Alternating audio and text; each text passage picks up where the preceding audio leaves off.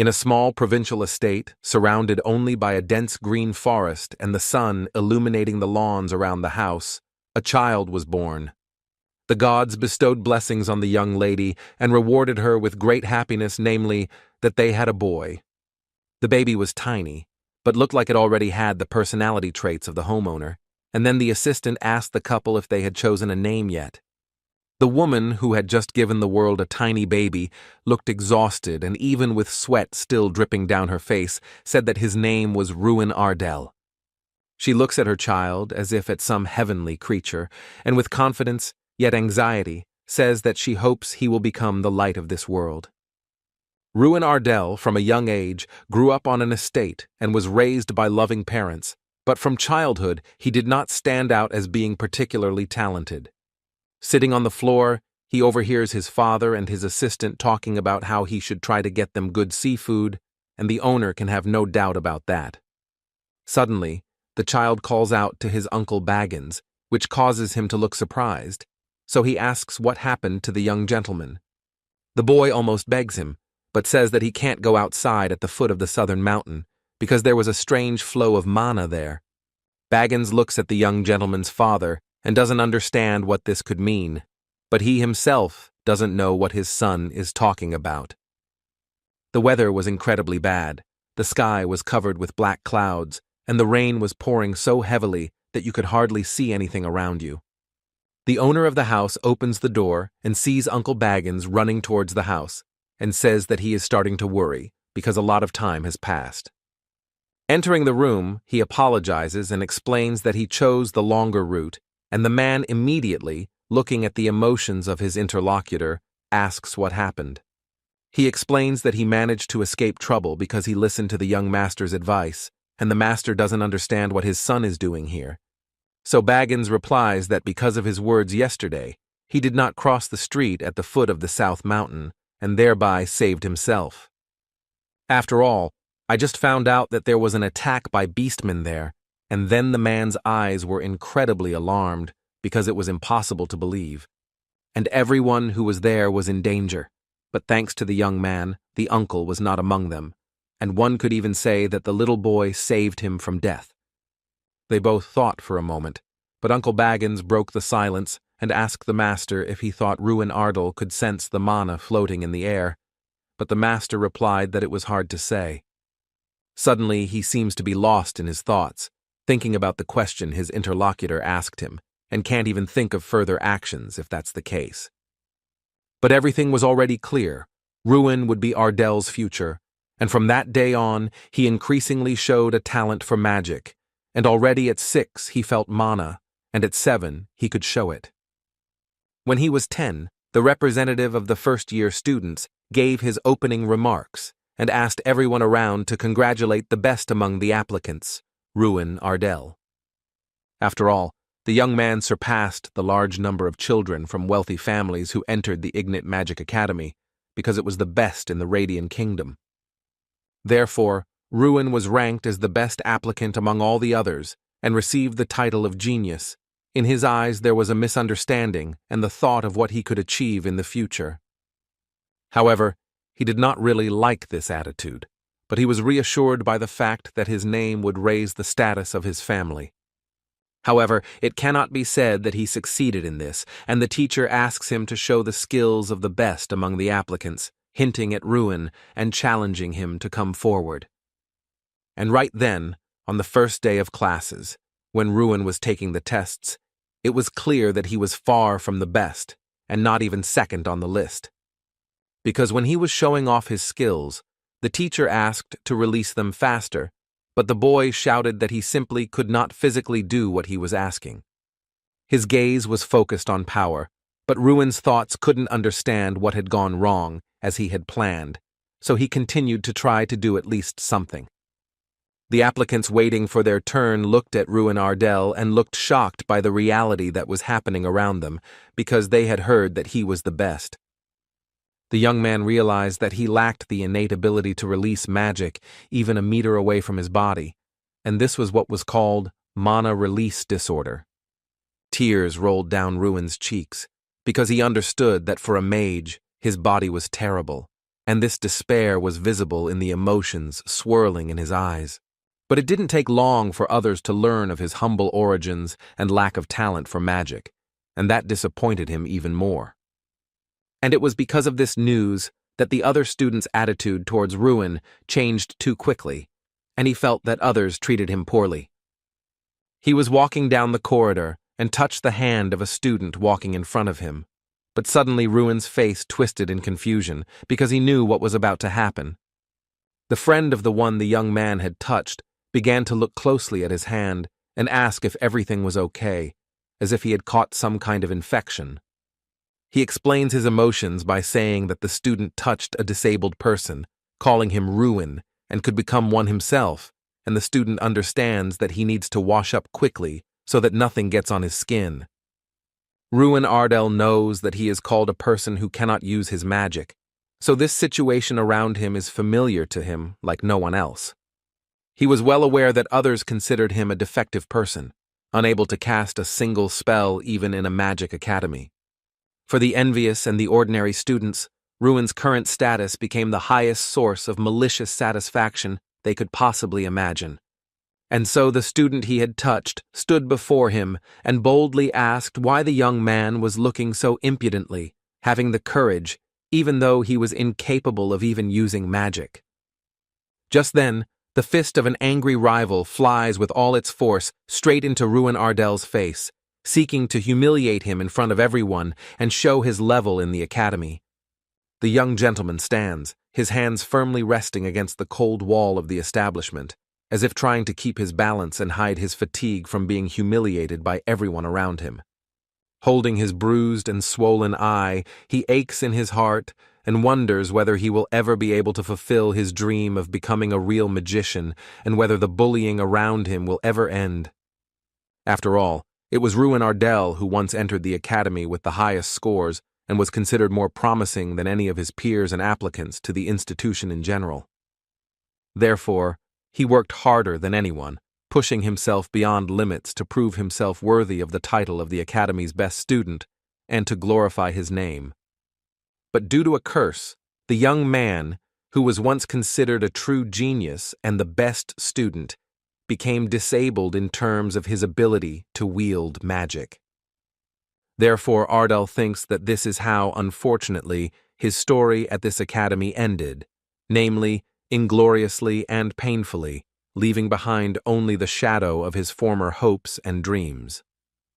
Ruin remained alone, silently watching the students around him cheerfully chatting with each other, as if completely forgetting about his existence. But he knew well that behind the friendly smiles and loud laughter lurked gossip and condemnation directed specifically at him. The young gentleman only thought that everything would end exactly as it did, as if fate had been preparing this bitter ending for him from the very beginning. After all, the boy could not even imagine that he would one day find himself in such a hopeless situation, where his dreams of magic would be shattered to pieces. That in the abyss of despair he is slowly drowning, losing his last strength and hope to escape the darkness that is consuming his life. And yet Ruin Ardell never imagined that even in the depths of despair, there would be a place for a miracle that could change his fate against all odds. The young gentleman seemed to be in some dimension, not understanding what was happening around him. His eyes were closed, and his body seemed to have left him and separated on a spiritual level, but outwardly nothing had changed. Having come to himself, Ruin mentally asks where he is and what is happening, but the feeling is as if he is underwater, at a very deep level. Suddenly, the voice that previously said the status window was unlocked and the player artifact was activated says that the young man is the incarnation of Drak, the destroyer of worlds. The young man looks at the man in front of him and doesn't understand what he's saying or how his eyes can shine with such a blinding red light. Ruin mentally asks himself if this is really a dream, but realizes that it is too realistic for a dream, and he feels that way. He continues to watch the person in front of him, and it seems like the person is trying to tell him something, or perhaps explain something. The boy's eyes gradually acquire a rich red hue, shining with an alarming light, as if a harbinger of inevitable changes. And then, After a certain time, they become completely bright red, as if a flame has ignited in them that will never go out. Sometime before this situation, events took place on the territory of the Ignite Academy training ground. At this moment, Professor Heidel loudly calls Ruin Ardell to him, and a silence falls around, filled with tension and anticipation. The teacher explains that, as previously explained, the young man only needs to create a fiery sphere and hit the scarecrow standing in front of him with it. After all, the fiery sphere is the magic that any student must master flawlessly. But for someone who is unable to use magic, it is an almost impossible task. And then Ruin Ardell wonders if he will be able to complete this seemingly easy task this time, which is beyond his power. Professor Heidel, observing his pupil and seeing doubt and even confusion in his eyes, begins to speed up his actions. The young man, having gathered himself, says to himself that he doesn't need to give up, and maybe this time he will succeed. Ruin was determined to complete this task at any cost, even if it meant sacrificing his own strength. And with unwavering confidence in his voice, he says he will do it, despite the risks and difficulties that lie ahead. The students standing around couldn't believe their eyes, because the size of the fiery sphere was too large, and could this young man really have that much mana? Professor Heidel stood nearby, watching intently and seemingly doubting what he saw, as if his mind didn't want to accept it. Ruin mentally praises himself, feeling a wave of satisfaction, and mentally says that this is beautiful, like a moment of triumph after long defeats and suffering. He thinks he should continue in the same vein and be able to surprise everyone, but suddenly he realizes that his problem is coming back to haunt him. And the guy starts to mentally beg himself and tries to hold out at least a little longer, but his efforts are in vain. So the fiery sphere in his hands gradually becomes smaller, losing power, and Ruin exhales in frustration, feeling hope slipping from his fingers. His body suddenly succumbs to nausea and dizziness. The world around him blurs and his legs barely hold him, as if under the weight of an invisible and ruthless burden. The professor calls out to him, peering anxiously into the pale face, but Ruin, in a trembling voice, replies that he simply can't hold it in anymore. So the teacher sternly ordered him to immediately release the force from his hand, fearing that in another moment the uncontrolled energy would cause irreparable damage.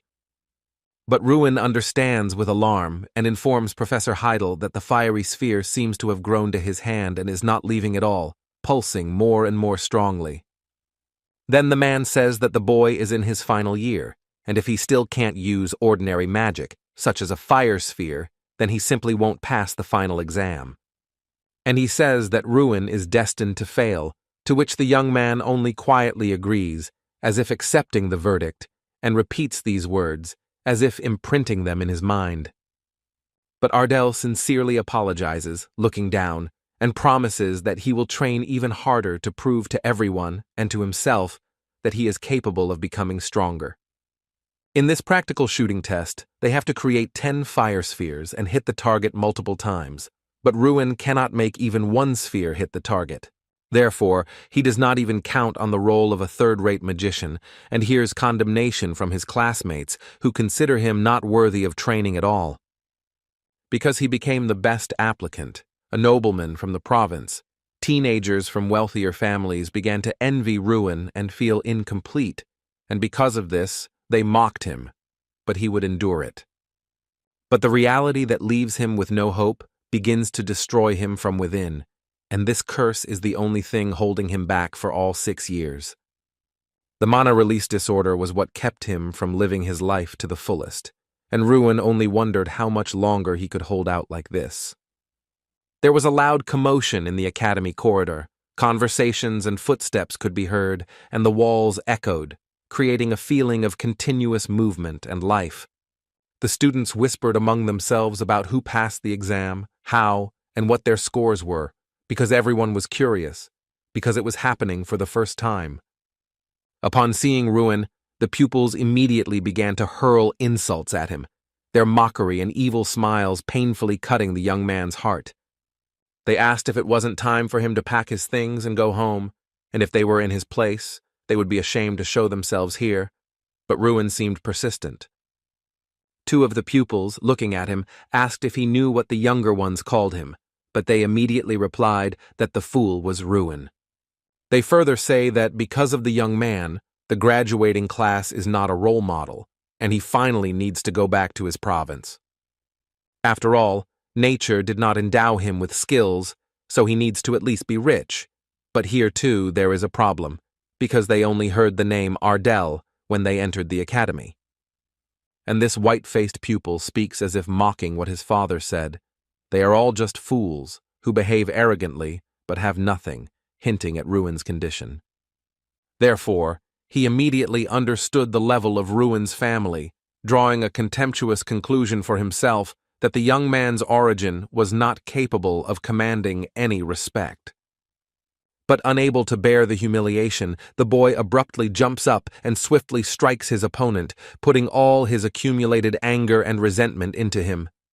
He, losing his balance from the unexpected blow, staggered back and fell heavily to the floor, the loud thud of which echoed throughout the corridor.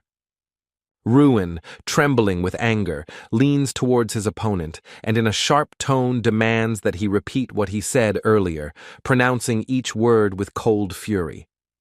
But the opponent, holding his broken nose, curses through the pain and cannot believe how Ruin dared to do such a thing in front of all the witnesses.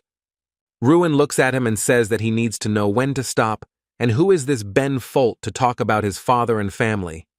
But Ben's friend, defending him, decides to direct his attack at Ruin, as if he doesn't even know who he's dealing with in this skirmish. Suddenly his eyes widen in shock, as if he had just seen something incredible, and at the same moment an expression of complete astonishment freezes on his face. After all, the young man was the first to deliver an unexpected blow, which caused the enemy to hunch over and not hold back. A sharp, suffocating cough burst from his chest. The opponent suddenly falls to his knees, trying to catch his breath, and his hands convulsively rest on the floor as if seeking support in this humiliating moment. The ruin of Ardell looms over him, carefully observing his every move and reaction, studying his opponent's behavior with cold caution and a tension that hangs in the air. While his opponent's mouth is dripping with saliva from a strong blow, analyzing every reaction and tension in his body. The young man looks at him angrily and loudly calls him an insolent bastard, feeling both rage and contempt pulsing in his every word and movement. When Ben Folt rises and tries to use his battle magic right inside the academy walls, it gives Ruin a real shock, as he did not expect such desperation. He loudly calls him a piece of trash with a magic release disorder, not thinking at all about the fact that for such actions he could be expelled from school, showing insolence and anger at the same time. So Ben Folt directs all his energy at Ruin, feeling rage and hatred, and sincerely wishes him death, not hiding his desperation and determination in every move. Ruin realizes that he cannot even move to save himself, feeling helplessness gripping his body and danger looming over him with terrifying inexorability. Suddenly, Professor Heidel appears and with a sharp shout orders them to stop immediately, causing both fighters to instantly stop, the tension in the air abruptly dissipating under his stern gaze. As Ben's magic gradually consumes Ruin, he feels the enemy's power seeping into his body, limiting his movements and consciousness, and every moment is filled with terror and helplessness. The guy doesn't know how to act in this critical situation, feeling confusion and fear that paralyze his mind and make him hesitate with every next step. And then Ruin Ardell realized that this was exactly what his end looked like, when fear and helplessness completely engulfed his mind, and the enemy's magical power inexorably consumed him. And again, this mysterious man is in front of him, who says that the guy is the incarnation of Drak, the destroyer of worlds, and the artifact the player has activated.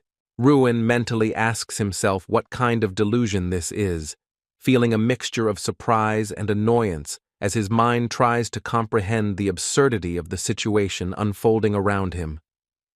The young gentleman seems to be floating in midair when the stranger asks what is happening, and he feels a slight sense of surprise and alertness as he tries to assess the new situation.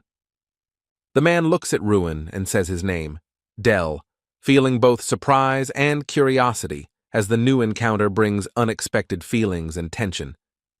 But then he says Ruin Ardell again, and he instantly realizes that it is his own name, feeling a strange mixture of surprise, guesswork, and indescribable excitement. When he opens his eyes, the boy sees a completely different picture in front of him, which makes his heart beat faster, because reality suddenly takes on a strange, almost unreal form. Helen, a high-class healer, appears before him, watching him carefully and asking if Ruin has regained consciousness yet, her voice filled with concern and easy confidence. The young man's eyes reflect shock from the surprise and sudden change in his surroundings, as he barely has time to realize that everything around him has become completely different. And he immediately asks where he is, to which Helen calmly replies that it is the lounge, explaining his condition and at the same time trying to calm the confused young man. She assures him that he's fine and just doesn't need to get up, but Ruin replies that he's dizzy and just wants to sit down, trying to recover a little and regain his balance. The hero still doesn't understand whether he really lost consciousness, because the vision was too realistic, which makes him doubt his own perception and feel a little surprised. Ruin asks Helen how long he was lying in the room, to which she replies that it was almost a whole day, causing Ruin to raise his eyebrows in surprise and assess how much time he had wasted. And he was lucky that nothing worse happened, so the woman feels that God protected him, giving him a chance to recover and regain strength after a terrible ordeal. When asked by the young man if he is okay, Helen replies that he needs to run a few tests, but he looks fine for someone who was struck by a lightning sphere, causing Ruin to be surprised.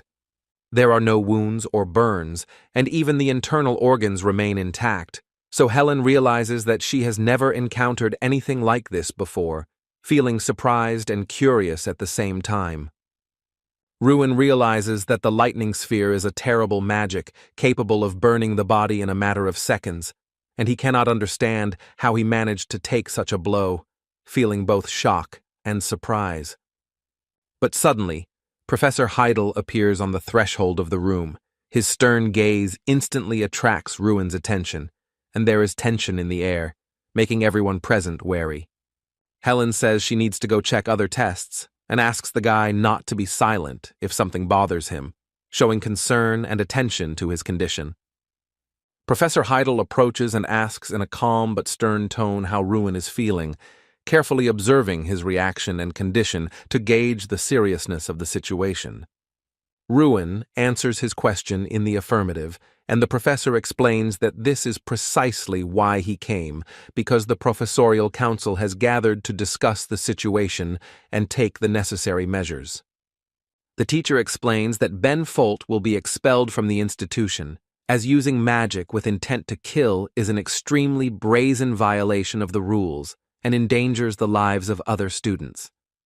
He adds that unfair treatment and bullying of Ruin were also taken into account, and all of these factors formed the basis for the decision to expel Ben Folt from the educational institution. Ruin admits that he also hit Ben, to which the professor replies that he will also be punished and will do volunteer service for 1 month as a discipline lesson. And the teacher also wanted to ask his student something, approaching him with a serious expression on his face, ready to hear his opinion and assess his reaction to the question. He asks if Ruin has some kind of artifact, that is, a legendary weapon, which surprises the young man, because he did not expect that he could be asked about such a thing. After all, if he really had such an artifact, he would not have been mocked, to which the professor explains that, based on the value and rarity of such an item, the head of the Ardell family would have already used it for his people. Ruin doesn't understand why the professor asked him about this, feeling surprised and slightly concerned, because it seems to him that such a topic shouldn't concern his field. But the man gathers his thoughts together to explain the situation in more detail and make sure that the pet understands the real reason for his question.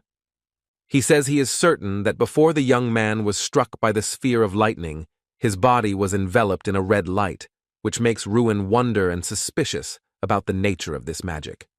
And he adds that he was seemingly protected by a high-ranking artifact that reflected Ben's magic, saving Ruin from a fatal blow and causing him a mixed feeling of surprise and disbelief. The student could not believe Professor Heidel's words, feeling a mixture of surprise, skepticism, and indescribable admiration that his life had been saved by a mysterious artifact. But suddenly he remembers a strange dream and begins to suspect that this may be connected to the events that have occurred, causing him a mixture of surprise and anxiety. However, he tries not to believe it, saying that he doesn't understand what happened and is sure that he doesn't have any artifacts, trying to ward off strange suspicions and remain calm. So the man asks him to rest, while the pet's thoughts are filled with complete uncertainty and lack of understanding of what happened. So he decides not to ask any more questions and just listens silently. He became curious about what the professor was thinking about now and tried to guess his intentions, watching every movement and facial expression, trying to discern his thoughts. The young gentleman realizes that this is an experience that is difficult to distinguish from a dream, and even the strange voice that echoed in his mind now seems to be part of some mysterious reality.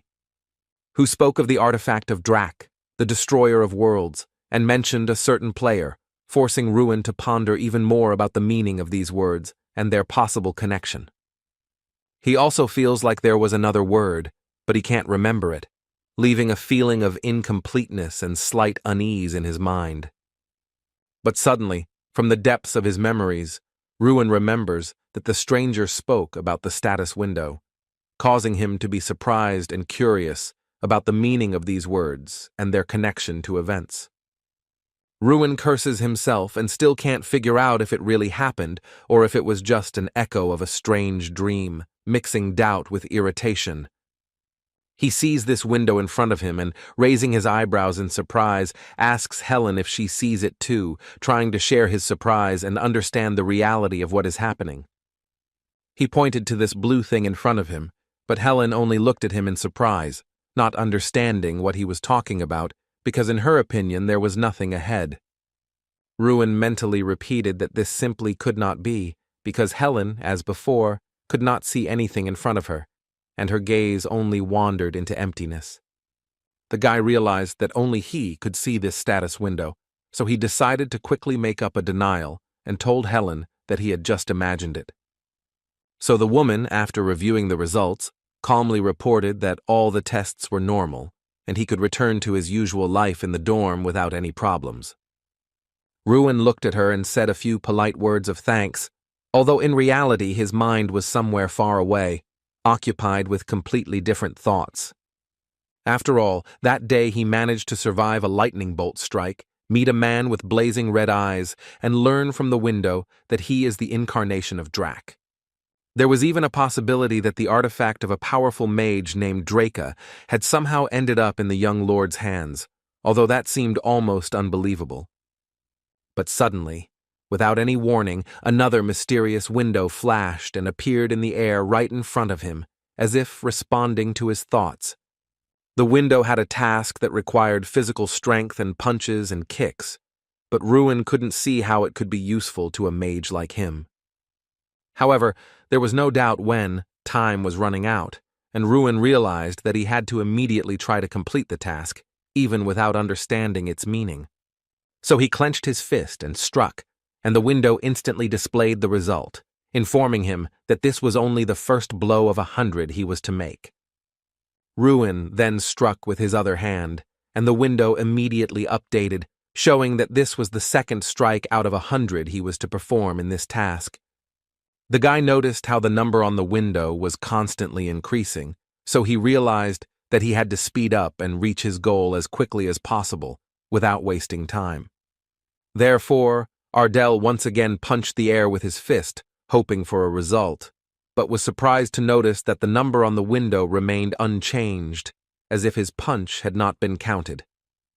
Ruin realized that his shot had not been counted, and mentally decided that even the slightest inaccuracy in execution would instantly lead to the system not recording the result. The hero decided to go through the training as correctly as possible, carefully performing all the movements and blows so that each of them would be counted without a single mistake. In the deep dark night, Ruin, having finally completed his task, felt relieved, because all the blows were executed accurately, and the window confirmed his success. Drops of sweat rolled down the young man's face, but true satisfaction was visible in his eyes, because he had successfully completed the task and felt an inner pride in himself. A window appeared before him, clearly stating that it was his reward for successfully passing this difficult and grueling test. However, suddenly the young man felt strange changes in his hands, as if they had acquired new strength and sensitivity, and this made him stop in surprise and look closely.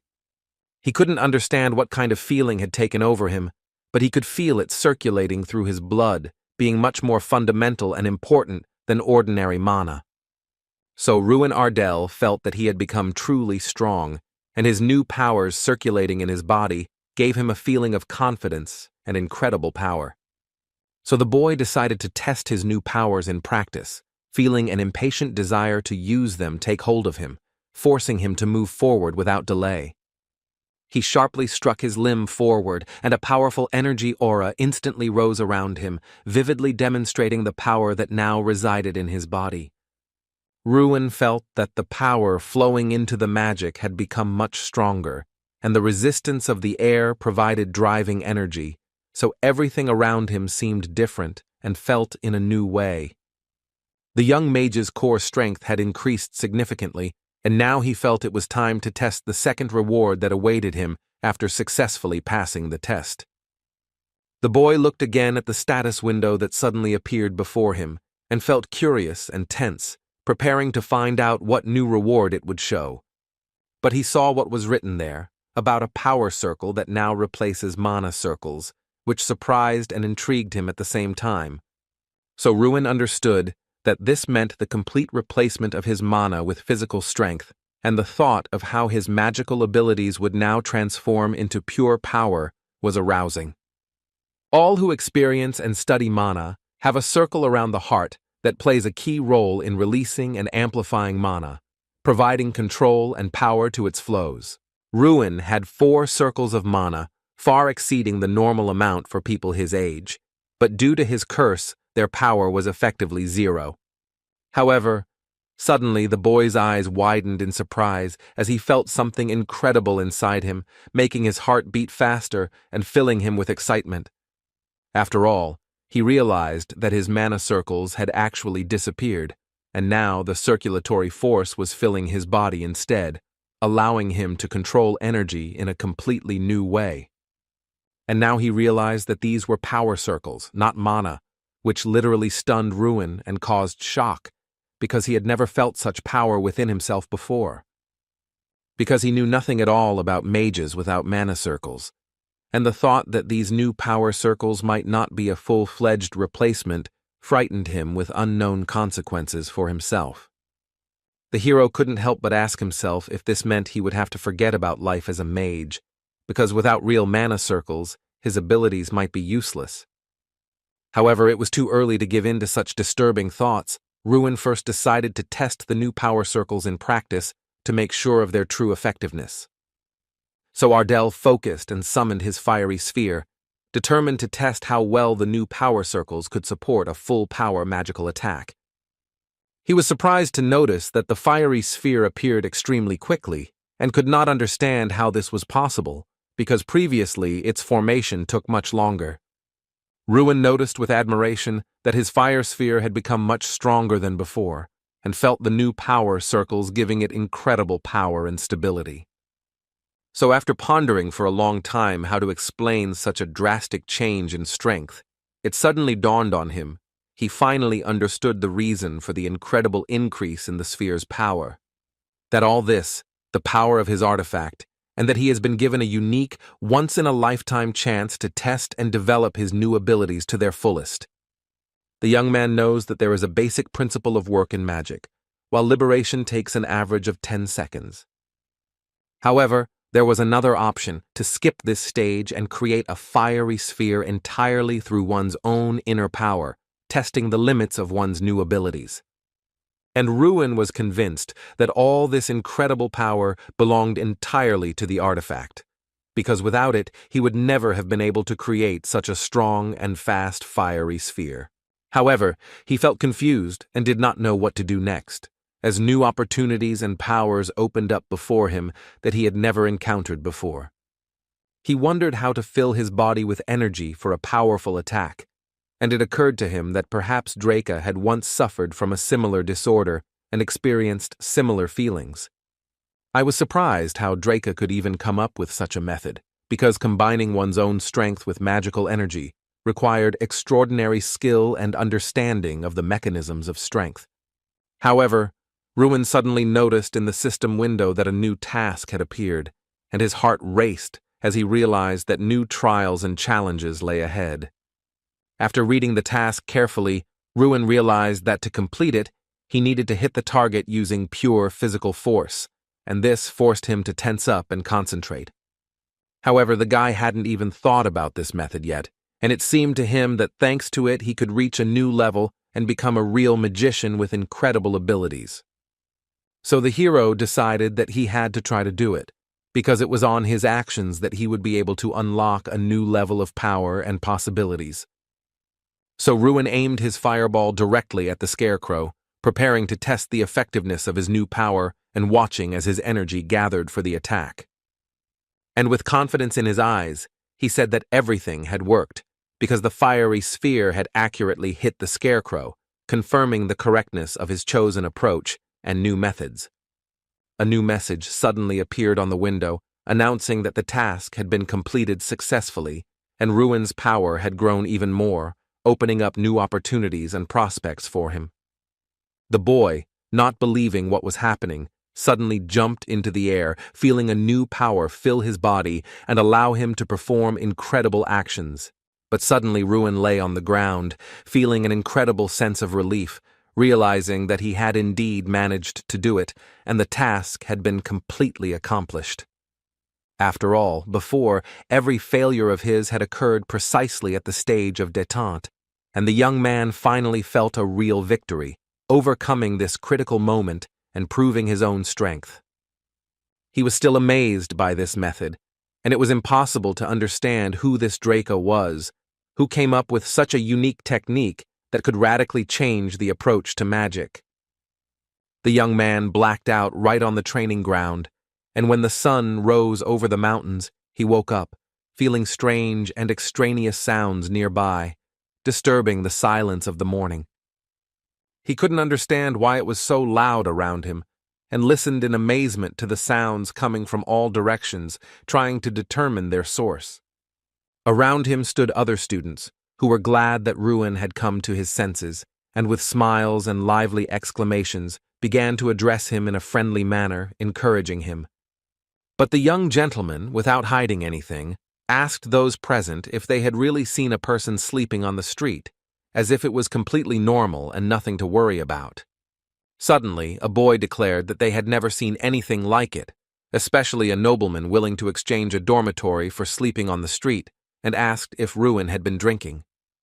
However, the young man calmly replied that nothing of the sort had happened, and explained that he was simply tired after training and accidentally fell asleep on the spot, without any intention of doing so. The students, looking at each other, quietly agreed that the hero had changed somehow, as his demeanor and confidence after training betrayed a new level of strength and experience. They even noticed a destroyed scarecrow behind them, which was clear evidence of how strong Ruin's new power had become after the task and training he had completed. They could not understand whether it was really Ruin who destroyed it, or perhaps someone else, because the event looked incredible and almost supernatural to their eyes, and he could not have done it. Finally, Ruin Ardell returned to his dormitory, feeling relieved and internally satisfied after all the trials that had come his way that day. Upon entering, the student encountered Jason Damon, who immediately asked what happened, noticing his changed appearance and sensing that something important had happened. Ignite, a sixth-year student at the academy, asked in surprise if this was really the same boy who had just returned, as his appearance seemed unexpected and unusual. Damon didn't understand what had happened because Ruin usually didn't leave the academy, to which he coldly replied that it didn't matter to him, but only this student treated Ardell without hostility. Jason Damon concluded that Ruin was with a girl, but the young man himself realized that this was just his usual activities, and that's why this thought arose in Damon's head. He continued to persistently ask the young man to tell him where he had been the previous night, and added that he was curious about how he had survived the lightning strike, trying to understand the whole situation. Without listening to anyone, Ruin headed to the bathroom, where he was finally able to relax, relieve tension, and allow himself to rest after all the trials and training. Suddenly, the hero remembered an additional task that still remained to be checked and felt that he could not postpone it until later because his success depended on a thorough check. Ruin noticed that the reward remained the same, but the number of repetitions of blows increased significantly, which forced him to prepare for new challenges and make even greater efforts. And, probably, the number of repetitions of blows would continue to double, so the young man should prepare for the fact that even more difficult and exhausting trials would await him ahead. However, the young man was ready to agree to anything if it really helped him become a magician, because the desire for power and knowledge outweighed any difficulties and trials.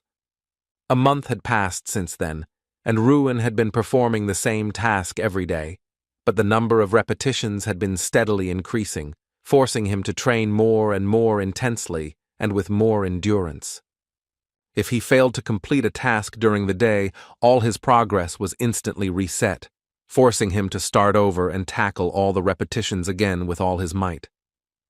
Therefore, the guy did not miss a single workout, feeling that even one loss of a day could ruin his progress, and worked diligently on every repetition of the task without exception.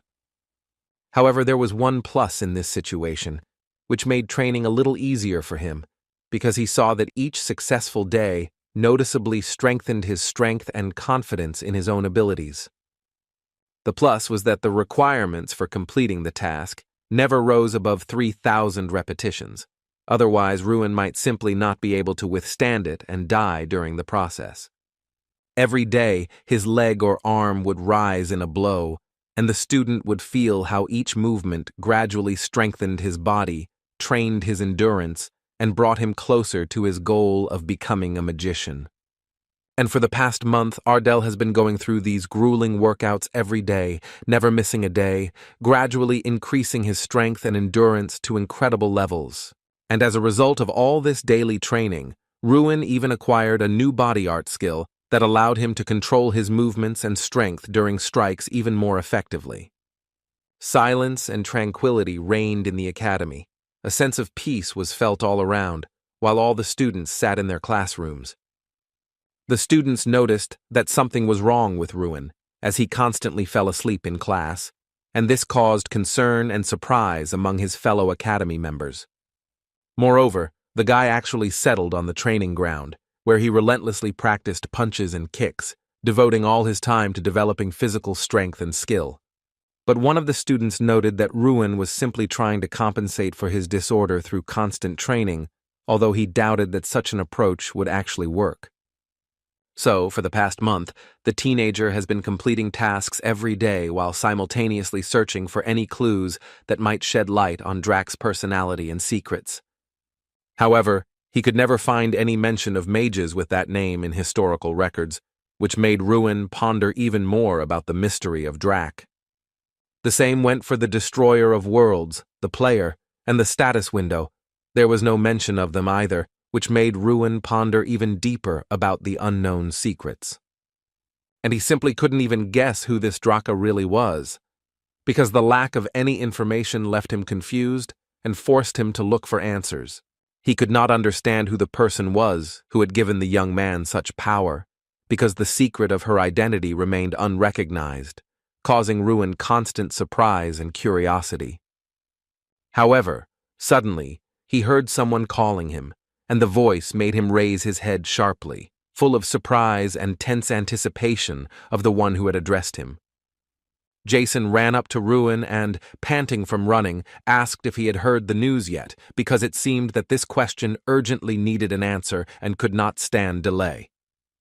Most likely, the young man had not heard anything yet, as he was just standing there quietly reading books, absorbed in the pages and not noticing any news or changes around him. Ruin Ardell looked up from his book and asked Jason if something serious had happened, as his peaceful occupation had abruptly disrupted the feeling of an ordinary day. To this, Jason replied that the head of the Ardell family had arrived at the academy, and Ruin felt his heart speed up a bit at the unexpected news and the importance of this event. And the young gentleman instantly realized that his father was indeed here, at the academy, and the thought of meeting him made his heart beat faster and caused a wave of tension. Therefore, the boy abruptly jumped up, his heart pounding with excitement, because the realization of his father's presence at the academy forced him to act instantly and without hesitation. Running towards the man and shouting as if calling him, Ruin felt a mixture of joy and anxiety, his heart pounding, and every step brought him closer to the long-awaited meeting. When the elder turned towards him, he still could not recognize who was standing before him, and the young man, running, filled the space around him with impatient anticipation of the meeting. However, suddenly the man's face changed as he recognized his son, and surprise and joy flashed in his eyes, mixed with excitement from the unexpected meeting. Ruin, sitting opposite, noted that his father had sent him here 6 years ago and asked how he had spent all this time, to which he calmly replied that everything was fine, as usual. The young man asked how his younger sister Ruina was, and his father replied that she had grown up and was now studying the martial art of swordsmanship, having made significant progress. He added that she wanted to protect her weaker older brother, and Ruin felt a little uncomfortable, to which his father remarked that his sister had always been more confident. However, suddenly the boy gathered all his inner strength and, full of determination, turned to his father, seeking to convey his thoughts and feel the support of his family. He calmly said that everything was fine with him, trying to reassure him and show that, despite all the trials and training, he felt strong and ready for further challenges. The father did not believe his son's words, but Ruin persistently repeated that everything was indeed fine, and no one was mocking him either physically or morally, demonstrating his own confidence. The elder Ardell seemed to not know how to properly explain the reason for his visit to the child, and his words got lost, leaving the child waiting for important and unknown information. He finally said that he had actually come to make sure the boy wasn't planning to leave the academy, and these words made Ruin feel anxious and responsible. After all, if he is having a hard time, the doors of his home are always open, and the father reminds him that his son has already overcome many difficulties that he cannot even talk about, demonstrating his strength. Ruin immediately understood why his father arrived 6 years later, but explained that during this time he had found his own way out and learned to cope with difficulties on his own. So he suggested that we make an agreement, because he would have to show excellent results on the next exam, and both understood that this would require concentration and serious preparation. But if he fails the exam, the elder Ardell himself will decide his future fate. So, seeing his son's determination, the head of the family returned to the estate. Here came the long-awaited day of the exam, for which Ruin had been preparing for the entire last month, with tension and hidden excitement in his heart. Which begins with a written test of understanding magic, where every mistake or attempt to break the rules is severely punished, up to and including a complete nullification of the result. So Ruin, grabbing his pen, took a deep breath and began the exam, trying to concentrate so as not to waste a single second. The exam consisted of a written and practical stage. This part was divided into 4 more tests: target shooting, measuring magical power, real combat, and a one-on-one duel. Ruin coped flawlessly with the written part, as he had throughout his studies, but in the practical tests, Mikkel from the influential Garyhill family always remained the undisputed leader. This time, the hero was convinced that everything would be different, because he had trained non-stop and finally felt a strength within himself that could challenge even Mikkel. And he was too confident in himself, because he believed that this thing would be able to win first place, despite all the obstacles on the way. After completing the written part, it's time to move on to the practical exam, where Ruin will have to prove his skills and strength in action. Jason Damon walked up to Ruin and called out to him loudly, showing confidence and intent on watching his every move on the practical exam. He asked if Ruin had any plan of action, because his strange behavior caused surprise and forced Jason to be prepared for any development of events. The hero replied that he would try a new approach today, to which his friend asked in surprise if the young man had really found a way that could challenge him in a practical duel. Their conversation was interrupted by another student, Mikkel, who called the boy over in surprise and asked what he was doing here, as if there was no point in being here. Suddenly, Mikkel Garyhill shouted at Ruin and asked if he really, despite his disorder, dared to participate in a practical duel, showing surprise and disbelief. The younger Ardell replied that he had actually only come to take the exam, and there was nothing wrong with that, demonstrating calmness and confidence in his abilities in front of Mikkel. And then Mikkel decided to give advice to someone who had not passed the practical part for 6 years, full of light sarcasm and a desire to emphasize his own superiority. So, instead of going out and subjecting himself to humiliation, Mikkel suggested that Ruin simply surrender, leaving him surprised and a little irritated.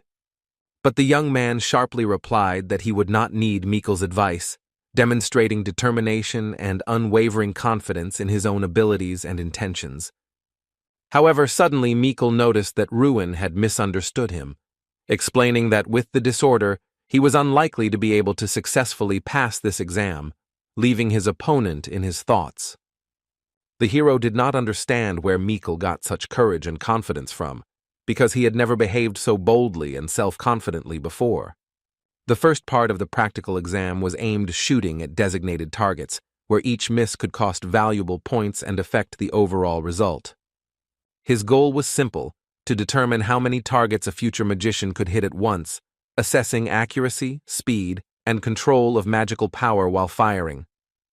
But this year, the level of difficulty was significantly increased, as the targets were now moving, forcing participants to demonstrate not only accuracy, but also reaction speed and skill in controlling magic. Student Angela missed a single target, and this immediately affected her grade, highlighting the difficulty of the new moving targets and the high demands of the exam.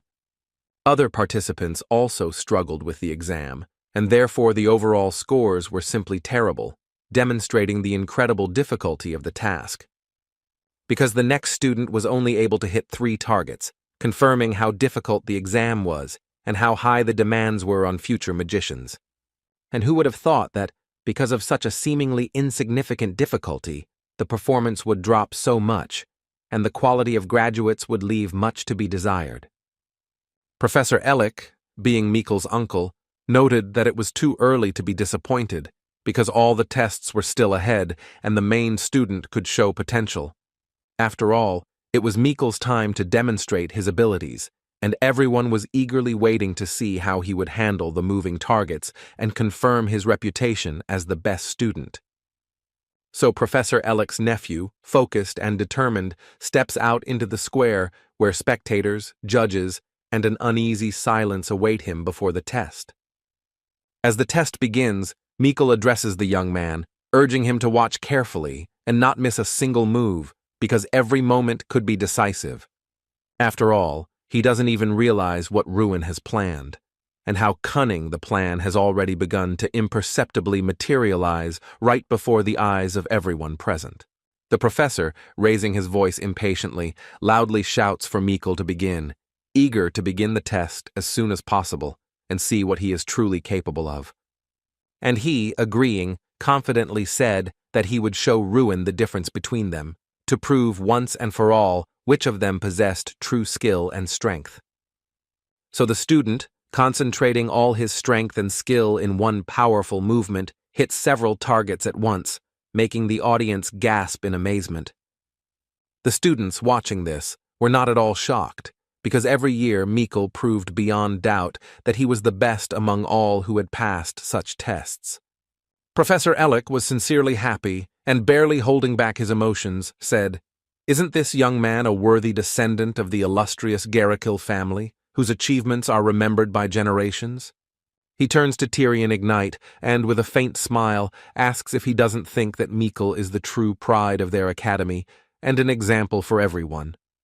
The head of the academy sternly tells him not to continue, emphasizing that it is enough to demonstrate his abilities and it is time to give the other participants a chance. After all, according to him, this time is quite enough to fairly assess the abilities of current graduates and understand who really deserves recognition and praise. Professor Heidel remarks that, why don't they sit a little longer because Ruin is next to speak, and Tyrion Ignite finds it hard to believe that he is capable of demonstrating any results. But despite his doubts, he agreed to give Ruin his due and to carefully watch how he would handle the exam and whether he could at least partially exceed expectations. Ruin realizes that things are going well and sees this as the perfect opportunity to test his own strength and show everyone what he is capable of to the fullest. So the teacher, observing intently, asks him to begin, signaling that it is time to show his mastery and confirm the skills he has acquired. To this the student agrees, intently preparing his fiery sphere, feeling the energy building up inside, ready to explode with a powerful, devastating blow. Suddenly, the force around him rapidly increases, forming a powerful flame that completely engulfs Ruin, causing everyone present to freeze in admiration and alarm. All the professors and the head of the academy could not believe their eyes, watching the incredible speed of the call, which exceeded all their expectations and imagination. The students, watching Ruin, were also in complete shock, because no one expected him to demonstrate such strength and skill at the very beginning of his performance. Mikkel, despite everything, calmly notes that he has a disorder and emphasizes that the main thing is to hit the target accurately, because only the result matters. And Ruin, in fact, turns out to be almost powerless, because his attempts to resist Mikkel's efforts, in his opinion, have no effect, leaving him vulnerable. The new skill instantly adds acceleration to Ruin's movements, making his every step and maneuver faster and more unpredictable, perhaps even powerful enough to surpass Mikkel. He recently acquired this skill, and it is thanks to it that the guy is able to move abnormally fast, literally outpacing the expectations of everyone around him and gaining an advantage in a duel. In other words, Ruin Ardell is now moving like a real typhoon, carrying with it improbable speed and force, breaking any obstacles in its path. His face shows absolute self-confidence, which seems to radiate self-confidence and a willingness to overcome any opponent without hesitation. After all, he sincerely believes in his own strength, which has grown incredibly high, giving him a feeling of invincibility and confidence in every movement. Looking at Ruin, sweat dripped from the professors' faces because even they could not hide their surprise and excitement at the incredible strength and speed that the young man was demonstrating. And the students couldn't help but cover their mouths and turn away, watching in fascination as Ruin passed the exam, as his skill and speed left them in awe. Finishing and carefully looking at the result of his work, Ruin realizes that everything turned out exactly as he planned and feels deep satisfaction from the success achieved. Watching the young magician successfully pass his difficult exam, the teachers and mentors present begin to carefully count his scores. So, Ruin had 27 goals, each of which he carefully considered, planning his actions and choosing the most optimal path to achieve them. The students realized that this was the greatest result in the history of the academy, and their faces reflected admiration and surprise at the incredible achievement. Even Tryon Ignis himself rose from his seat and, not hiding his admiration, began to sincerely clap his hands, supporting the students' incredible achievement. He turned to Ruin, looking at him with sincere admiration, and said that this was a stunning result that exceeded all the academy's expectations. All the students also started shouting at Ruin, encouraging and praising him, loudly exclaiming that he was truly a good boy and deserved recognition. But only Mikkel remained confused and could not understand how it happened that the enemy achieved such an incredible result, remaining deeply impressed.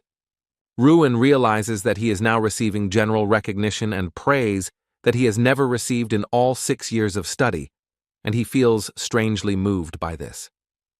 And this warmth spreads in his chest, filling his heart with joy, because he has long dreamed of feeling such sincere support and recognition from those around him. Professor Ellick could not accept this, and with obvious surprise, said that for the first time in his life, he had seen such a reception that exceeded all his expectations.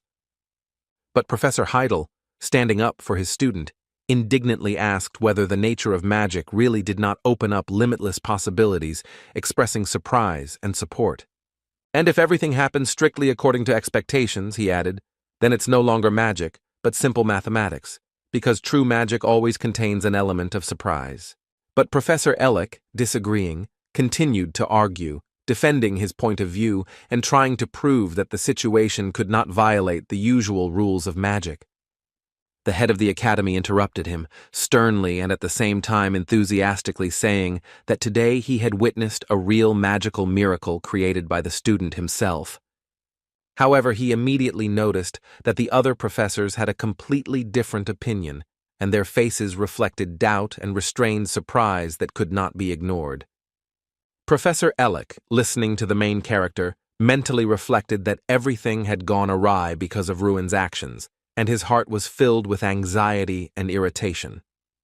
Jason Damon felt an incredible joy for his comrade, his heart filled with pride and sincere admiration that Ruin's achievements had surpassed all expectations. And the other students seemed to have changed their attitude towards the young man and began to ask with curiosity how he managed to achieve such incredible success. The boy realizes that until yesterday he was an outcast, laughed at and mocked by everyone, and now he feels deep surprise and mixed emotions at the sudden attention. Everything changed in one day, and the boy understood that for some, Ruin remained like a bone in the throat, causing envy and hidden rejection among his classmates. Entering his room, he unexpectedly sees Mikkel sitting there waiting, and this makes the meeting tense and a little uncomfortable. But Ruin, noticing him in his space, discreetly asks what he is doing in someone else's room, trying to hide his surprise and slight indignation. Mikkel explains that he came to warn Ruin not to show off, but the young man himself thinks that the reason for all this is that Mikkel simply lost and is jealous. Grabbing the young magician by the collar of his shirt, his opponent shouts sharply in his face, his voice trembling with anger, and his face turning red with emotion and irritation. But Ruin removes his hand from his shoulder with surprising ease, showing no aggression, just calmly pushing Mikkel away and remaining steadfast. This calm gesture only further irritated his opponent, provoking genuine anger in Heracles and a desire to prove his superiority at all costs.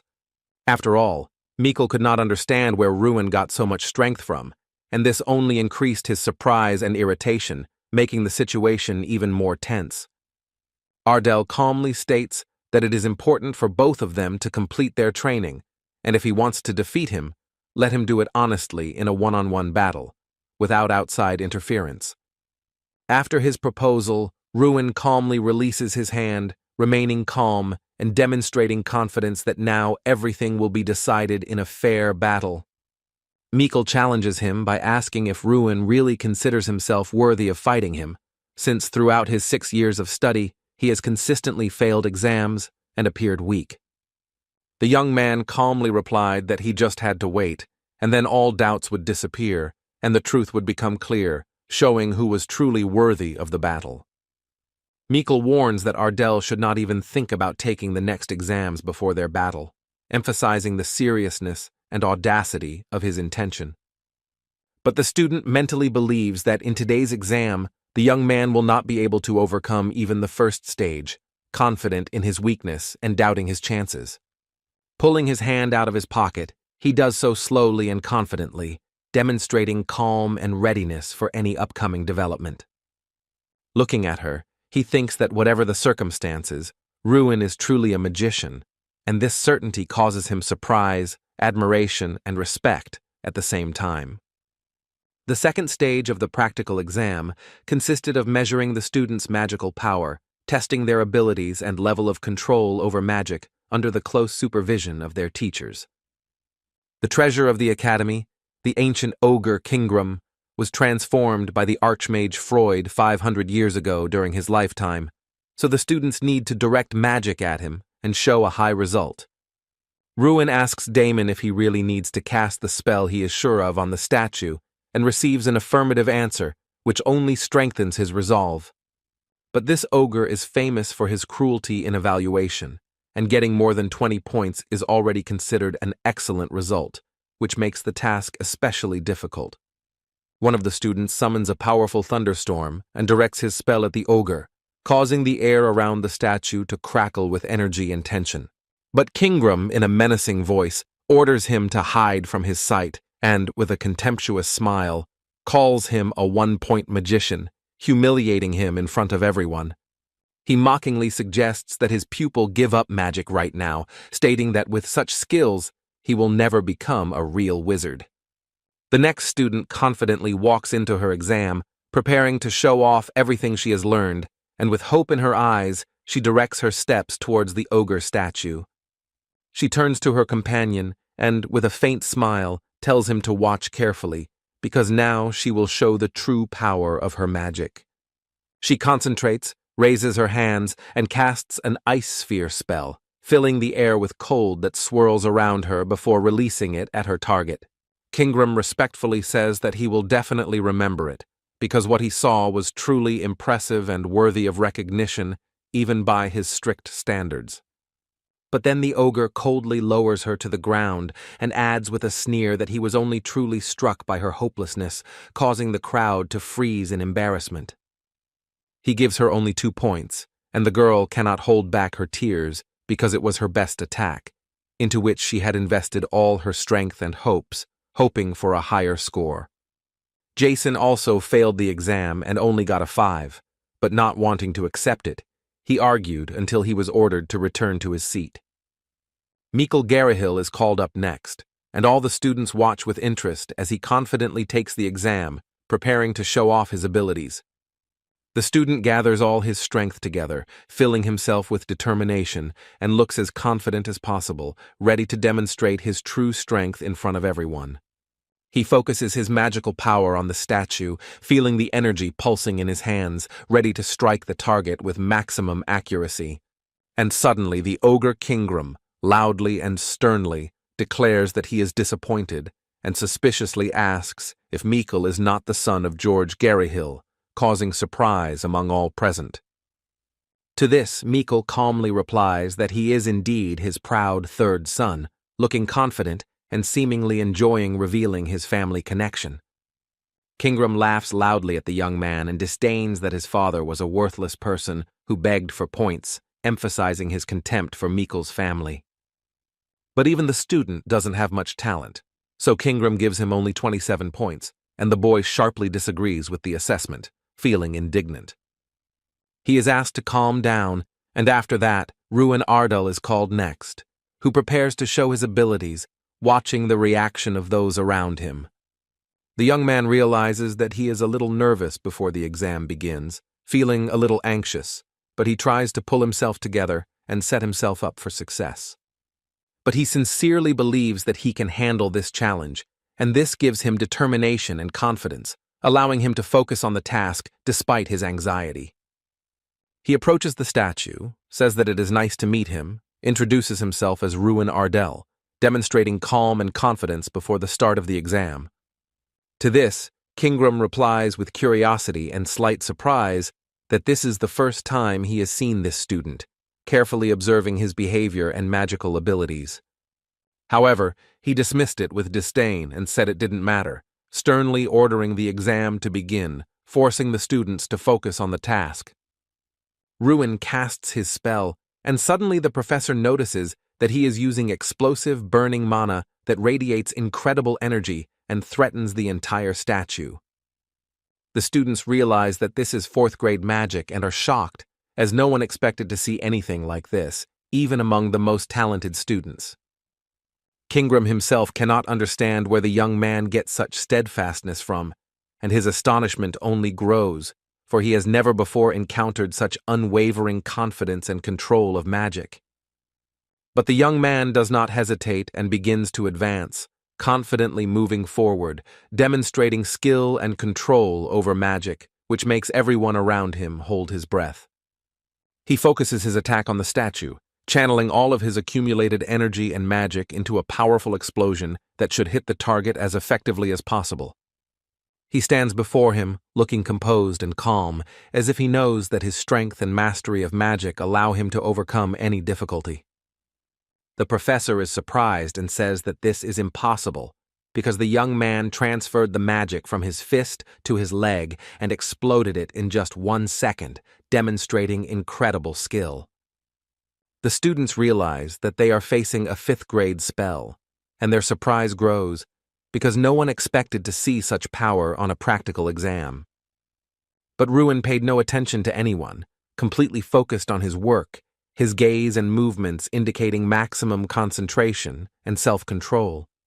And he was relieved to realize that his spell had worked as it should, radiating the control and precision he had long sought to achieve. But Kingram's reaction seems strange, and the student begins to doubt whether everything really went as it should, or whether something might have gone wrong during the spell. Suddenly, the ogre sharply asks Ruin who he is, his voice full of surprise and undisguised interest, because no one has demonstrated such strength before. He adds whether he is Draco, which instantly confuses the young gentleman, forcing him to hold his breath and ponder the meaning of these words. After his words, Kingram says that he was exactly what he expected, emphasizing that everything that happened was predictable and he was looking forward to meeting Drac.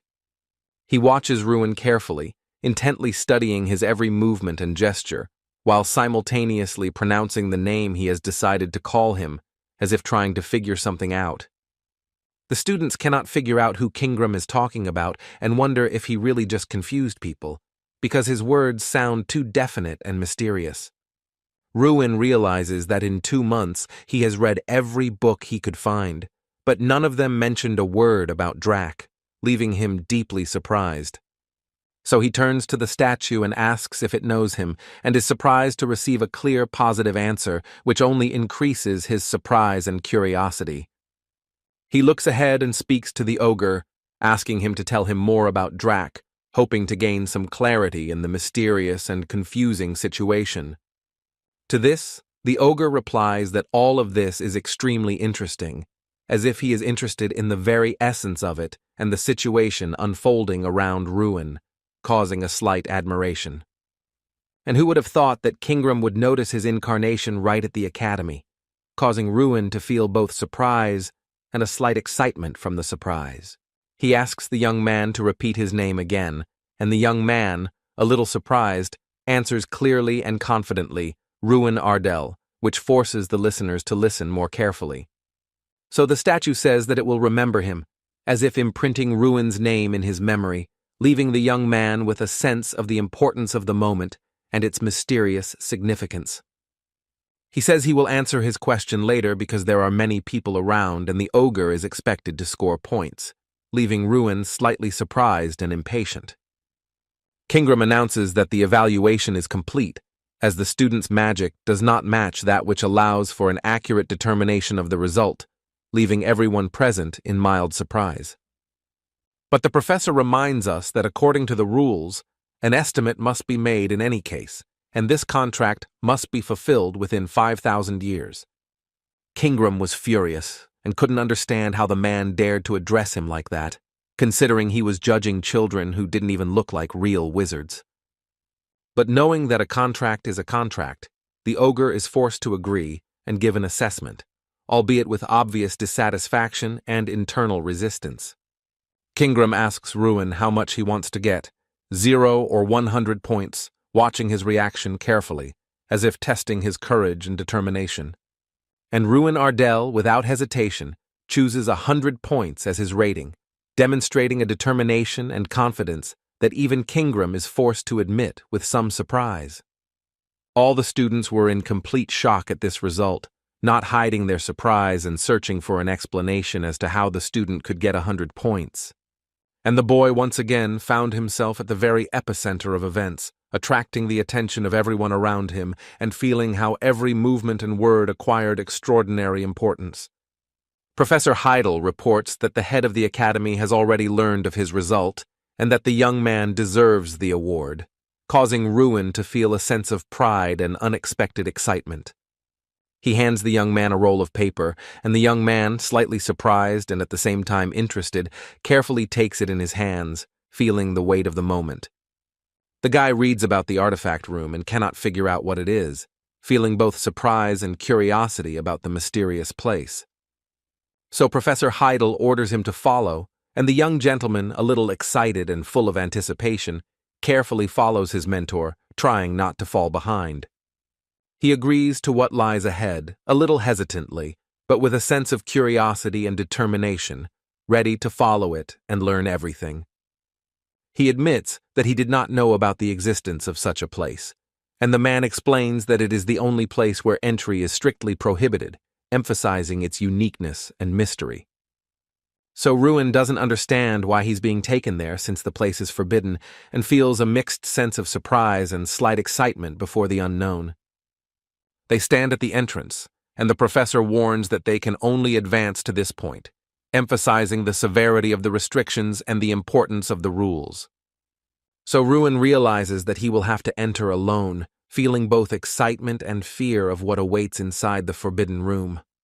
Not understanding what exactly is happening, the boy decides that he needs to see for himself, feeling a mixture of excitement and intense curiosity. He cautiously enters the artifact room, feeling his heart beat faster with surprise and anticipation of what might unfold before his eyes. Inside, he sees many objects he has heard of before, and quickly concludes that this is most likely the magical warehouse of the Archmage Freud Ignis, full of secrets and power. Suddenly the boy hears a voice softly saying that the student looks confused, forcing Ruin to concentrate even more and try to understand what is happening. But it turns out that it was Kingram who unexpectedly appeared before him, causing the pet to feel both surprise and slight excitement. And he no longer looks like a stone statue but appears before Ruin alive and real, his presence adding unexpected weight and tension to the situation. So the ogre explains that this is the only place where he can appear in his true form, and Ruin realizes the uniqueness of the moment and the rarity of such an opportunity. But the student asks what the ogre meant when he spoke of its value, feeling both curious and slightly agitated by the mystery of what was said. To this, Kingram replies that the young man does not yet realize his true significance, forcing him to reflect on the depth of what was said and his own potential. Despite the fact that Ruin uses the same artifact as the player, he still does not fully realize its significance and the power hidden within. After all, this artifact is one of a kind, so Ruin wonders in surprise how he managed to obtain it, feeling both curiosity and slight surprise. But the young man sincerely replies that he himself does not know how he ended up with this, and does not understand who Draco is at all, leaving Kingram in slight surprise. He is not sure whether to trust the guy's words, carefully observing his behavior and trying to figure out how sincere his answer is. However, Kingram suddenly explains that this is an entity that aspired to become God, causing Ruin to feel both astonishment and slight fear of its power. Draco once came to the Sky Peak tribe, to which an ogre belonged. He was short and small, and his appearance looked unattractive. His strength was so insane that no one in the entire tribe could stand up to him, and what's more, Draco only grew in power with each passing day. He was respected not only because he lived with them under the same sky and shared their traditions, but also because he had long since become an integral part of their tribe. He tirelessly taught Kingram, the chosen successor to the future leader of the tribe, the secrets of the language and the refined art of magic for a long 100 years, passing on to him the knowledge and wisdom of generations. Ruin could not comprehend with his mind how an ordinary person could live for so many long centuries, because for him, even one life seemed too short. To this, the ogre calmly explained that the one they considered human had never actually been mortal, for his nature and origin belonged to a completely different world. His true form was the majestic black dragon Dracogonia, whose dark scales shone with a cold brilliance, and whose very name inspired ancient terror and unwavering respect in the hearts of men and tribes.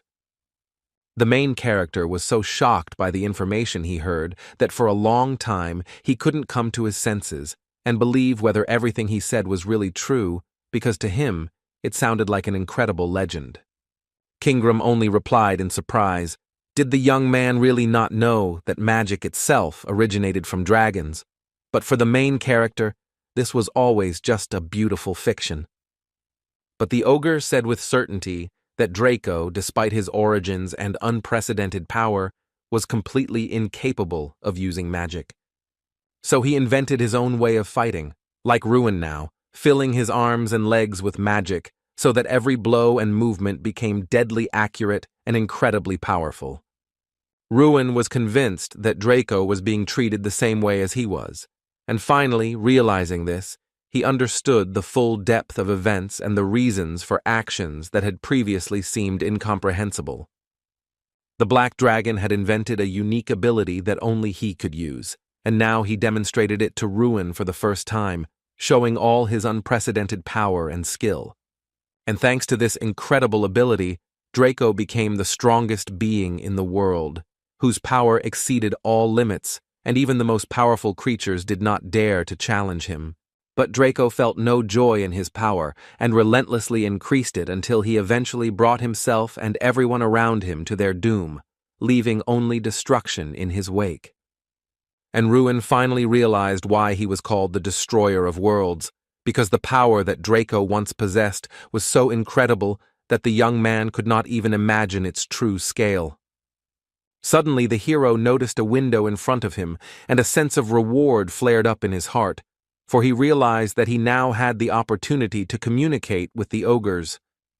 In addition, there was a unique skill that allowed him to significantly increase his own strength by taking it from an ogre, and the hero, realizing this, felt new horizons of possibilities.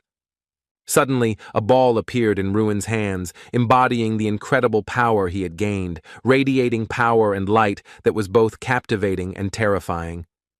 Kingram explained that this was probably a reward for a task completed, because Draco always had a habit of talking about such things into the void, as if leaving them for someone else. Ruin cautiously asked if the ogre knew what was in his hands right now, for the power and mystery of the orb were so great that the young man did not dare to draw conclusions. And Kingram carefully examined the object, untwisted it in his hands, examining every detail, and then calmly said that it was Stron, and its true power could change everything. He said that this was not just an object, but the very embodiment of a force that lived a life of its own, radiating incredible energy and potential. But Ruin still could not understand what was being said, for the meaning of Kingram's words and the true nature of that embodiment of power remained extremely mysterious to him. The ogre explained that this power had always been with Draco, and given his current state, he had most likely sealed it within the Spirit Stone at the time of his death. Stron, having a vile character, demanded infinite power from Drac, and although his wishes were cunning, fulfilling them could open up the promise of limitless power to the young man. Ruin wondered if an incarnation would truly be born from this stone, for though he felt its powerful energy, it was difficult for him to imagine how such a force could come to life. Kingram said that the incarnation would hatch very soon, and at that moment the air filled with a crackling and fluttering, as if reality itself were reacting to the awakening. So, a small bear appeared before Ruin, which, despite its modest size, radiated a strange power, as if hiding a huge secret inside.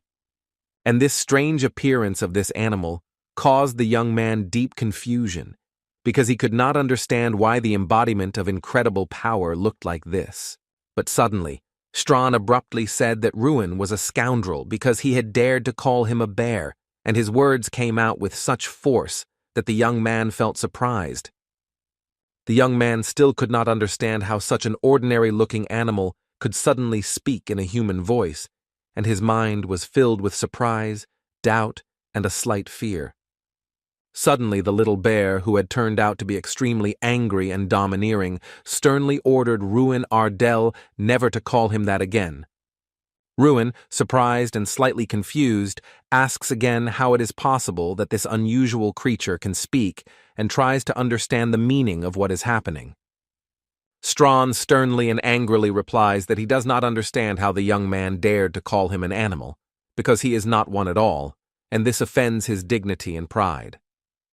Then he explains that he is an embodiment that is not bound to any form and therefore can be anyone, choosing his appearance and nature at will.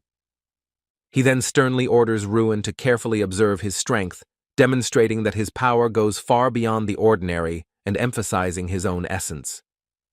The boy's eyes reflected shock and complete confusion, because what he saw surpassed all his ideas about the possible and made him doubt his own eyes.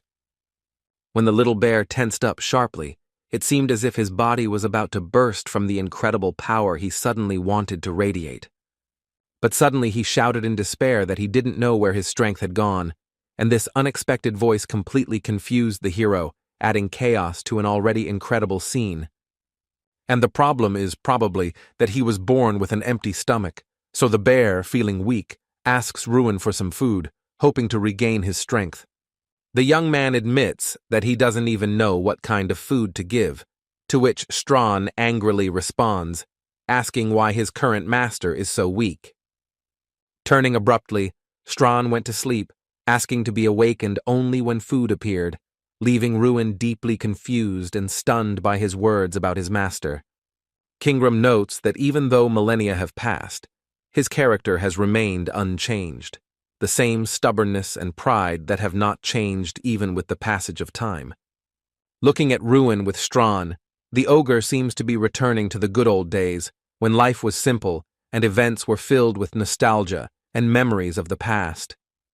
After all, they remind him of Strana and Drak, whom he once met in his homeland in the Sky Peak tribe, awakening the fire of old memories and nostalgia. He asks what Ruin Ardell, a young destroyer who carries the will of Drak, is going to do next, seeking to understand his intentions and future path.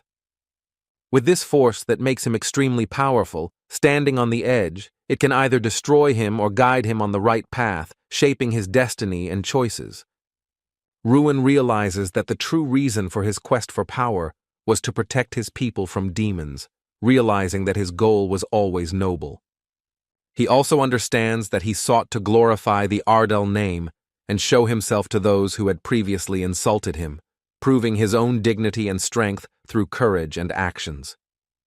He realizes that this is enough, because he still has a lot to protect, and the young man firmly decides not to give up on his goal, despite all the difficulties. So he answers that he will live according to his own will, standing up for himself, protecting his people and family, and will not allow anyone or anything to guide his path. Kingram says that's good, and will look forward to the future the young mage will bring, hoping that his actions and decisions will define a brighter path for all. After learning the information, his daily routine remained unchanged, except for Strana, who stubbornly refused to wake up, creating a little chaos in the usual order. But as soon as he heard the word food, Stron suddenly jumped up, forgetting about his tiredness and sleep, and his energy instantly returned, causing everyone around him to look at him in surprise. And Ruin realizes that feeding has now been added to everything else, becoming a new daily obligation capable of bringing chaos to his routine. After all, this little bear seemed to live only on food, and each meal was a source of intelligence and strength for him, which made his behavior completely dependent on nutrition. But more than that, he consumes too much, so that even large food supplies quickly disappear, forcing Ruin to constantly monitor his appetite and replenish supplies. Ruin realized that this food in question was actually a kind of power that the young man gained from completing his tasks, and that consuming it directly affected his power. After studying the status windows, Ruin realizes that Stron is useful to him because the companion skill accelerates the guy's development, providing additional support and improving his abilities. Its owner gains 100 strength points each time it becomes stronger, and 200 when it gains 2 stars, and this process repeats itself endlessly. Before his ceiling, he had 31 stars, to which Ruin replies that he feels strong even without 1,000 units of strength, realizing the inner power that experience gives him. The hero asks how Draca reached such a level, and if there are ways to increase his strength without completing the task, trying to find an alternative path of development. Stron replies that if he really wants to learn how to reach that level, then he should first give him a glass of water, emphasizing his demandingness even in small things. Ruin asks if he can remain silent if he wants to die of hunger, but the little bear firmly replies that he will speak up anyway, without hiding his needs. One way to become stronger is to perform tasks of increased difficulty that test the limits of abilities and contribute to significant development of strength and skills. Similarly, strength increases when creating items or finding artifacts, as each such action adds experience. You can also boil ogre tendons and prepare an elixir, because such rituals or chemical experiments provide additional strength and strengthen the abilities of the one who performs them. However, all of these options prove unsuitable for Ruin, as his path and method of gaining power are different from conventional methods. After all, first you need to accumulate 1,000 units of strength, because the host's body is not yet ready to withstand greater power, and without this, any attempts to increase strength can be dangerous. The guy thought he had already become stronger, but in fact his true path had only just begun, and now the next goal is to accumulate 1,000 units of strength. So Ruin trained every day, diligently improving his skills, and gradually his strength reached 930 units, bringing him closer to his intended goal. It was then that the third stage of the exam began, a real battle, where every move and decision mattered, and the young man's true strength was severely tested in conditions of real danger. Stron sees that today is the day for the host to face the battle he has been waiting for so long, and feels the tension and responsibility that hangs over the upcoming duel. The potential for chaos is high, as the spell can even affect your own, and this test primarily tests how well magicians are able to control risks and act with precision under pressure. Jason, using a fire sphere, suddenly targeted the students nearby, and this instantly created a dangerous situation, forcing everyone to closely monitor his actions. Therefore, due to such a mistake, Jason Damon is eliminated from the test, as his carelessness could have caused serious harm, demonstrating how dangerous a fight without control over magic is. The Knights of Foldren were invited to assist in conducting the exam to ensure the safety of all participants and prevent possible emergencies. The exam lasted 10 days, and based on the students' results, they were awarded various monsters. At the end of the exam, 13 students received high scores for their achievements. Since today is the last day of the exam, everyone was extremely curious to see what monster would appear before them, because this would be the final test of their skills and strength. Suddenly, everyone around hears a strange noise that echoes throughout the area, causing surprise and alarm among participants and observers. A huge orc suddenly appeared before them, his presence instantly causing fear and tension among the students, forcing them to prepare for a dangerous duel. They are much larger than humans and have high intellectual abilities, which is why wars are constantly taking place between them and humans. The students ponder whether it is right to fight him as part of the exam, and worry about what will happen if someone dies at his hands, realizing the danger and seriousness of the test. The professor orders the young magicians to remain calm and focus on doing their best, emphasizing that only self-control and maximum effort will allow them to cope. The orc, without wasting a moment, swiftly attacked the students.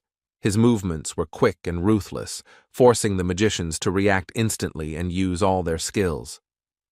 Covered by shields, they try to come together, organize defense, and prepare a joint strategy to counter the powerful orc.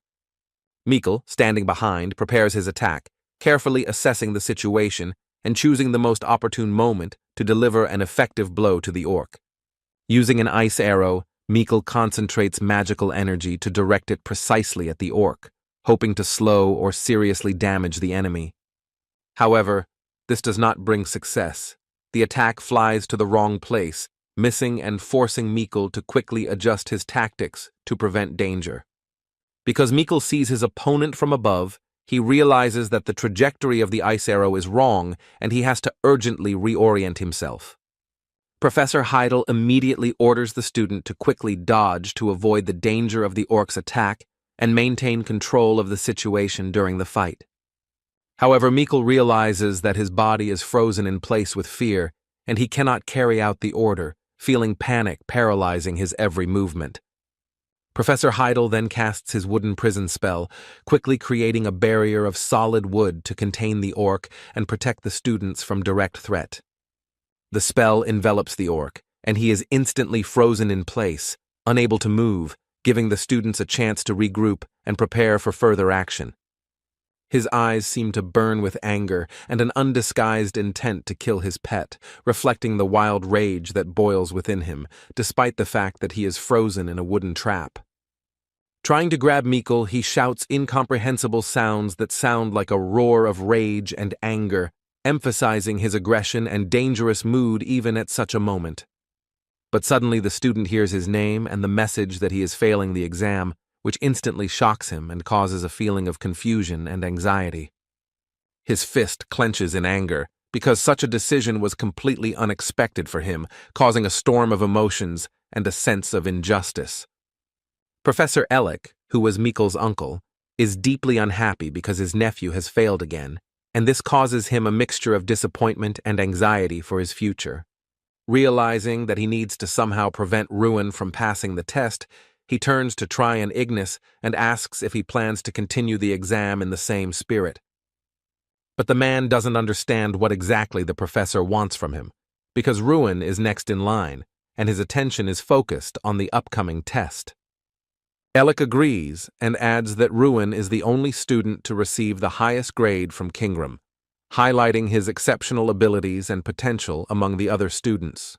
He adds that it would be unfair to evaluate Ruin on a par with other students, because his achievements far exceed the standards of a regular test. Tryon Ignite understands what is going on, but points out that they do not have any other monsters prepared, so it is currently impossible to change the conditions of the exam or choose an alternative. However, Professor Ellick notes that they still have something that can be used, hinting at the availability of certain resources or ways to influence the course of the exam. When the Knights of Faldrin brought the orcs, the atmosphere instantly became tense, and all the participants in the exam realized that an extremely difficult and dangerous test awaited them. Together they also brought an ogre, a huge and formidable creature whose presence greatly increased the level of danger for the students during the exam. It is extremely dangerous to use, but with Professor Heidel and the knights present, you can even observe the ogre without risking your own life. So they will have the opportunity to see what Ruin Ardell is capable of, to evaluate his skills and strength in real combat under the supervision of experienced mentors. Professor Heidel stood in the academy corridor, impatiently waiting for Ruin, preparing to direct him to another test and monitor his actions. The student, approaching, did not understand what had happened, feeling confused and surprised by the unexpected events unfolding around him. Before the test began, Professor Heidel intended to explain that today's exam would be much more difficult and dangerous for Ruin Ardell than for the rest of the students. The professor explains that the academy has high hopes for Ruin, as Kingram gave him an extremely high score, which is why some consider it unfair to give the young man such a monster. Ruin, with slight confusion, wondered what context the professor meant in his long story, because it seemed to him that Heidel's words concealed something more. Professor Heidel replies that the young magician must face a real ogre to prove his strength, endurance, and willingness to live up to the Academy's expectations. Stron replies with a sly smile that the fight will be extremely fun to watch, because he will find himself in a situation that will reveal his true capabilities. His opponent stood before him, bound by heavy steel handcuffs that rattled with every movement, reminding him of his power and at the same time his limitations. He looked extremely aggressive, as if with his whole being he only wanted the death of his opponent, and in his eyes burned an uncontrollable desire for battle. The other students at first did not realize that Ruin was not an orc, as they thought, but a real ogre, and this difference immediately made the situation much more dangerous. Jason exclaimed in confusion that this simply could not be, because he had not expected to see a real ogre, and this made his face look extremely confused. The invited knight explained that he had been specifically asked to bring this monster for testing, and he stood firm, ready to carry out the Academy's orders. However, he noted that he does not consider it right to use an ogre to test students' skills, as such a dangerous practice can lead to unpredictable consequences. Outwardly, ogres resemble orcs, but they are physically much stronger, and one of their blows can shatter a skull, making them extremely dangerous opponents for anyone.